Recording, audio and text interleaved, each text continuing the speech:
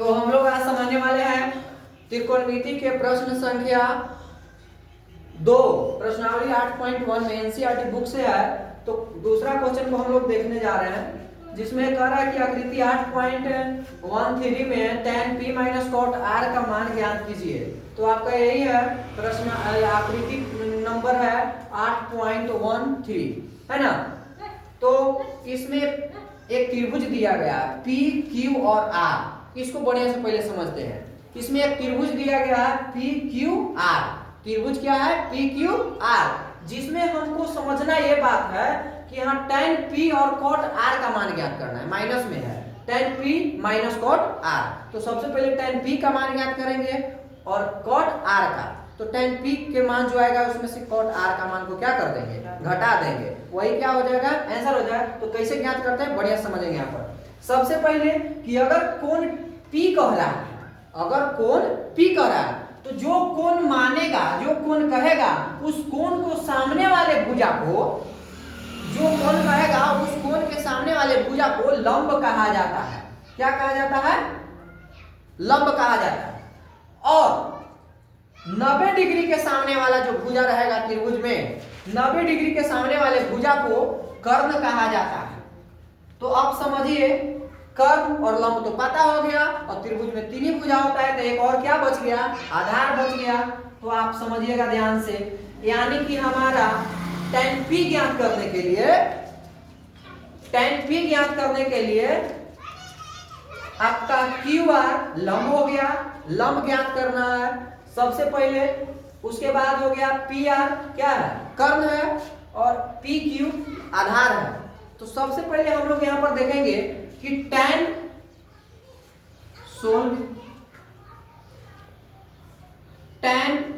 P - cot R, tan P - cot R। तो tan theta बराबर क्या होता है? फॉर्मूला बताए थे, लाल बटे कक्का, लाल बटे कक्का, यानी कर्ण के लिए यदि साइन थीटा के लिए लंब बटा कर्ण, कॉस थीटा के लिए आधार बटा कर्ण, tan थीटा के लिए लंब बटा आधार, लंब बटा। तो लंब हमारा क्या है? लंब है QR। तो QR है आपको, तो QR हो जाएगा। सबसे पहले यहां पर लिख लेते हैं लंब बटा आधार, लंब बटा आधार। तो लंब बटा आधार लिख लिए, तो tan ऑफ P का मान क्या हो जाएगा? लंब के जगह पर QR लिखेंगे, जो QR अभी हम लोग को मान नहीं दिया है उसको निकालेंगे, और आधार का मान हो गया PQ, आधार का मान हो गया PQ। तो PQ के मान तो 12 देले है, लेकिन हम लोग को QR का मान नहीं दिया, यानी लंब हमको क्या करना है? निकालना है। तो हम लोग लंब निकालेंगे पाइथागोरस परिमेय से, पाइथागोरस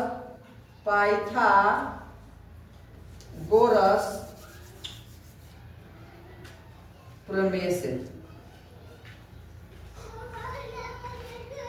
कर्ण स्क्वायर बराबर लंब के स्क्वायर प्लस आधार के स्क्वायर। कर्ण क्या है? तो इसमें कर्ण आपका हो गया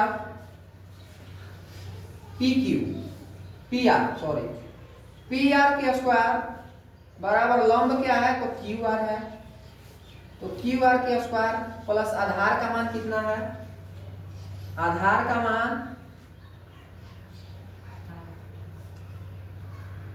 का मान हो गया आपका PQ के होल स्क्वायर। PR कितना है? तो 13 है, तो 13 के स्क्वायर बराबर QR कितना है? QR नहीं है, तो QR के होल स्क्वायर लिखेंगे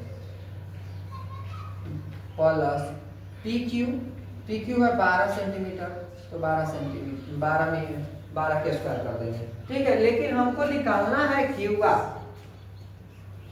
क्या करना है बाबू? हम लोग को निकालना है QR। तो देखिए, हम लोग QR ज्ञात करना है, तो QR के स्क्वायर बराबर 13 के स्क्वायर माइनस 12 के स्क्वायर, यानी कि इसका फॉर्मूला होता है कि कर्ण के स्क्वायर, जब लंब निकालना होगा तो कर्ण के स्क्वायर माइनस आधार के स्क्वायर होता है। तो कर्ण के स्क्वायर, देखिए यहाँ पर हम लोग को QR खाली ज्ञात करना है, इस चलते स्क्वायर को हटा के ही पट्टी कर देंगे तो रूट चढ़ जाएगा। 13 के स्क्वायर माइनस 12 के स्क्वायर क्यू आर बराबर 13 के स्क्वायर 169 होता है माइनस 144 होता है। ठीक है, क्यू आर और क्यू आर बराबर 169 में से 144 घट जाएगा, बचेगा आपका 25, यानी क्यू आर का जो मान है वो है आपका √25 का वर्गमूल 5 होता है। यानी हमारा क्यू आर का मान 5 सेंटीमीटर आ गया, 5 सेंटीमीटर आ गया। ठीक है, 5 सेंटीमीटर आ गया क्यू आर का मान। तो क्यू आर का मान आ गया, तो हम लोग अब निकालेंगे tan थीटा के मान। तो होता है कि tan P बराबर क्यू आर यानी लंबाटा तो कर्ण लंबाटा कर देना होता है। तो क्यू आर का मान हो गया 5 और पी क्यू का मान क्या हो गया, पी क्यू का आपका मान हो गया 12 है ना। tan P का मान हो गया 5 बटा, रुकिए थोड़ा सा मिस्टेक हो रहा है, लंब आ गया 5 यानी क्यू आर 5, पी क्यू हो गया 13, पी आर ना कर्ण है जी, पी क्यू हो गया कितना,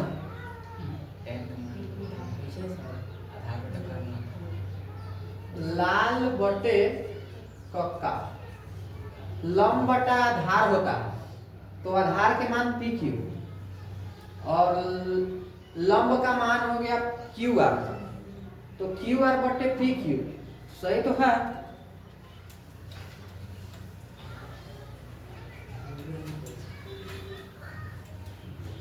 चलिए हम लोग अब ज्ञात करेंगे कॉट आर का मान।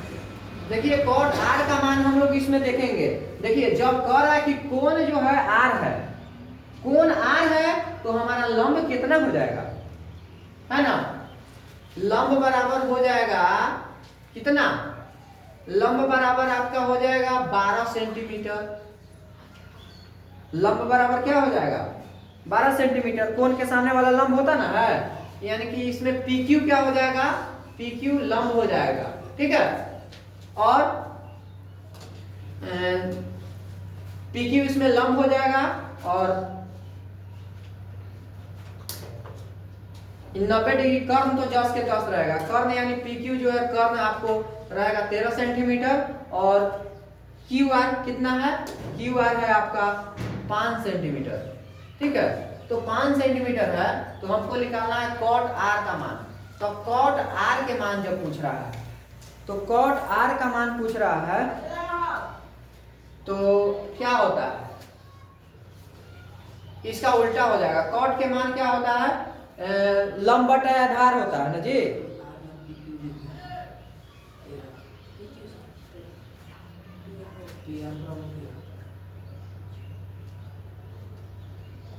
अच्छा पी आर कर्ण जी, कर्ण 13 सेंटीमीटर। ठीक है, तो कर्ण 13 सेंटीमीटर, मिस्टेक यहाँ पर हो रहा था, तो क्यू आर का मान यानी लंब आपको 5 सेंटीमीटर, अभी लंब नहीं रह गया, ये क्या हो गया, अब आधार हो गया।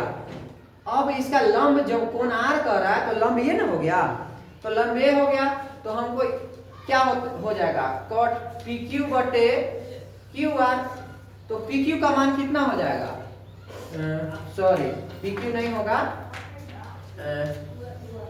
लाल बटे कक्का, यानी कि आधार बटा हमको लंब हो जाएगा, तो आधार हमारा हो गया क्यू आर हो गया आधार और लंब कितना हो जाएगा, तो पी क्यू हो जाएगा। तो क्यू आर का मान है 5 और पी क्यू 12 सेंटीमीटर है। ठीक है, अब हम लोग चलेंगे प्रश्न से। प्रश्न कह रहा है according to question tan P minus cot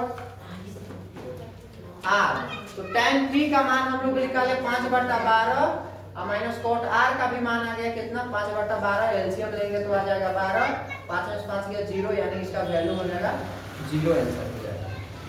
ठीक है।